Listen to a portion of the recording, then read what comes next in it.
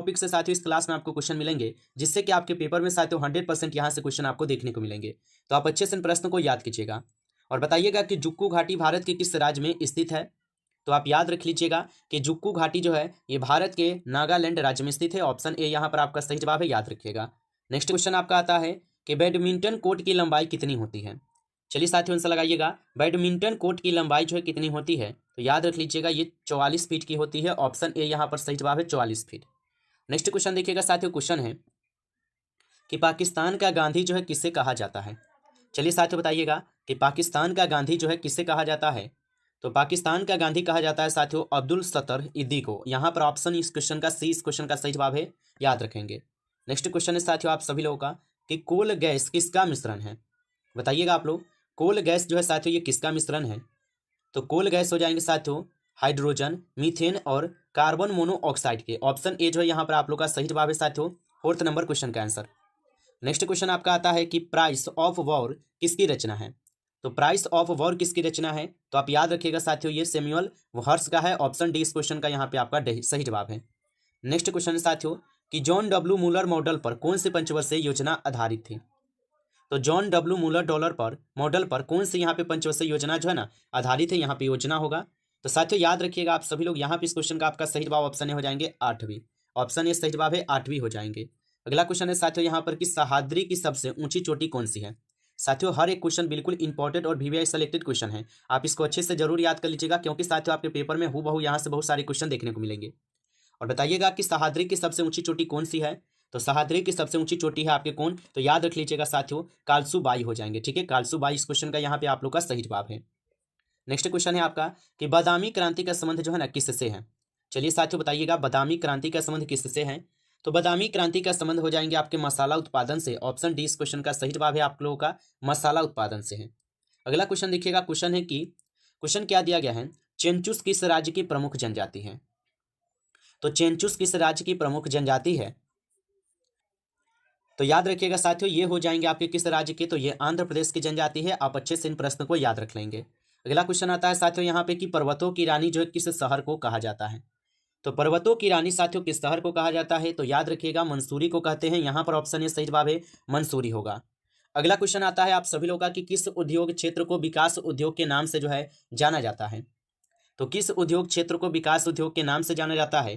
तो साथियों याद रखिएगा आप सभी लोग विकास उद्योग के नाम से। ऑप्शन यहाँ पर आप लोग का सी सही जवाब है, विकास उद्योग। अगला क्वेश्चन आता है आप सभी लोग का कि यहाँ पे क्वेश्चन क्या है कि बीम टेल किस देश का शेयर मूल्य सूचकांक है। तो बीम टेल किस देश का शेयर मूल्य सूचकांक है। तो आप इसको याद रख लीजिएगा, ये आपके इटली के हो जाएंगे। ऑप्शन यहाँ पर आपका डी सही जवाब है। अगला क्वेश्चन देखिएगा साथियों, आपका क्वेश्चन है कि 20 सूत्रीय कार्यक्रम की शुरुआत किस पंचवर्षीय योजना में की गई थी। बताइए साथियों 20 सूत्रीय कार्यक्रम की शुरुआत किस पंचवर्षीय योजना में शुरू की गई थी। तो आप याद रख लीजिएगा साथियों ये किए गए थे 5वीं पंचवर्षीय योजना में। ऑप्शन ए सही जवाब है। अगला क्वेश्चन देखिएगा, क्वेश्चन है बाजार का नियम जो है ना किसने प्रस्तुत किया था। बताइए साथियों बाजार का नियम किसने प्रस्तुत किया था। तो याद रखिएगा बाजार का नियम जो है जेबी से जो है क्या करते हैं, तो स्टार्ट करते हैं, प्रस्तुत करते हैं। ऑप्शन डी सही जवाब है।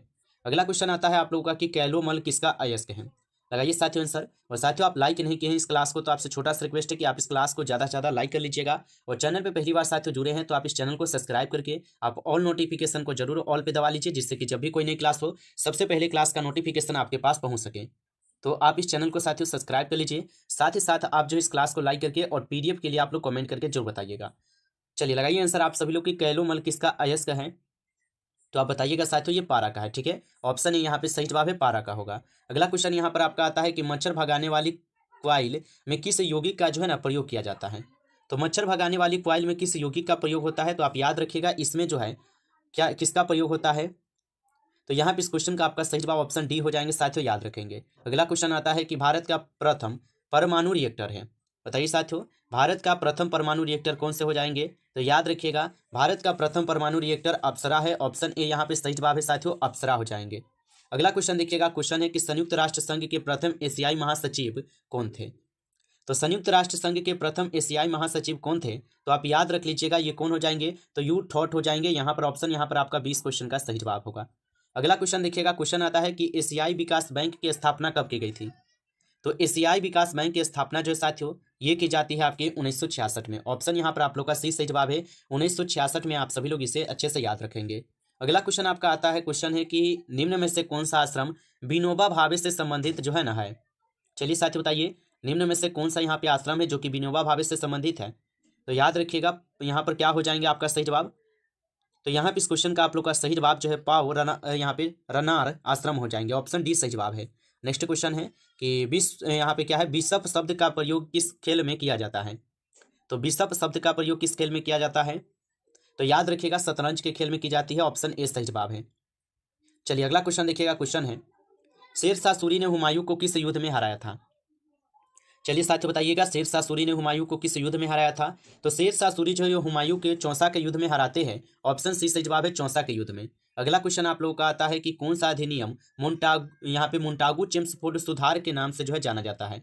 तो कौन सा अधिनियम मोंटागू चेम्सफोर्ड सुधार के नाम से जाना जाता है। तो याद रख लीजिएगा भारत सरकार अधिनियम 1919 हो जाएंगे। ऑप्शन बी सही जवाब है, भारत सरकार अधिनियम 1919 होगा। अगला क्वेश्चन देखिएगा। क्वेश्चन है कि कौन सा अनुच्छेद उच्च न्यायालय की कुछ रीट जारी करने की शक्ति से संबंधित है। तो कौन सा अनुच्छेद उच्च न्यायालय की कुछ रीट जारी करने की शक्ति से संबंधित है। तो आप याद रख लीजिएगा साथियों, ये अनुच्छेद 226 हो जाएंगे। ऑप्शन ए यहाँ पे सही जवाब है, अनुच्छेद 226 होगा। अगला क्वेश्चन देखिएगा। क्वेश्चन है कि भारत का पहला ड्रोन AI संचालित कृत्रिम वर्ष प्रयोग कहाँ किया गया है।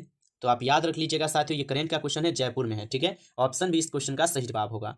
अगला क्वेश्चन आता है आप सभी लोगों का कि राज्य के लिए उच्च न्यायालय के बारे में कौन सा यहाँ पे आर्टिकल सूचना देता है, बताइए।